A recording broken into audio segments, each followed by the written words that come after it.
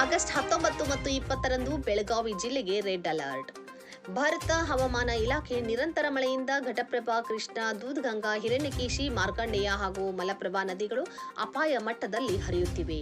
ಹಿಡಕಲ್ ಜಲಾಶಯ ಸಂಪೂರ್ಣ ತುಂಬಿಕೊಂಡಿರುವುದರಿಂದ ಪ್ರತಿದಿನ ಸಾವಿರಾರು ಕ್ಯೂಸೆಕ್ಸ್ ನೀರು ಒಳಹರಿಯುತ್ತಿದ್ದು, ದಿನಾಂಕ 18/8/2025ರಂದು ಸಂಜೆ 4 ಗಂಟೆಯಿಂದ 25,000ಕ್ಕಿಂತ ಹೆಚ್ಚು ಕ್ಯೂಸೆಕ್ ನೀರನ್ನು ಹೊರಬಿಡಲಾಗಿದೆ. ಹಿಡಕಲ್ ಡ್ಯಾಂ, ಹಿರಣ್ಯಕೇಶಿ, ಮಾರ್ಕಂಡೇಯ ಹಾಗೂ ಬಳ್ಳಾರಿ ನಾಲಾ ಸೇರಿ ಘಟಪ್ರಭಾ ನದಿಗೆ ಮಾತ್ರವೇ 40,000 ಕ್ಯೂಸೆಕ್ ನೀರು ಸೇರುತ್ತಿರುವುದರಿಂದ ಪ್ರವಾಹದ ಅಪಾಯ ಇನ್ನಷ್ಟು ಗಂಭೀರವಾಗಿದೆ. ಈ ಹಿನ್ನೆಲೆಯಲ್ಲಿ ನದಿ ಪಾತ್ರಗಳಲ್ಲಿ ವಾಸಿಸುತ್ತಿರುವ ರೈತರು ಹಾಗೂ ನಾಗರಿಕರು ತಕ್ಷಣವೇ ಸುರಕ್ಷಿತ ಸ್ಥಳಗಳಿಗೆ ತೆರಳುವಂತೆ ಮನವಿ ಮಾಡುತ್ತೇನೆ.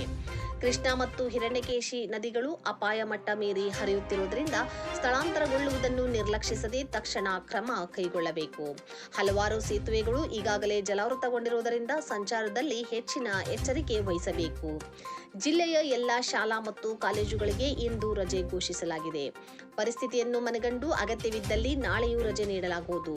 ಮಕ್ಕಳು, ವೃದ್ಧರು ಹಾಗೂ ಮಹಿಳೆಯರ ಸುರಕ್ಷತೆಯನ್ನು ಪೋಷಕರು ವಿಶೇಷವಾಗಿ ಗಮನಿಸಬೇಕು.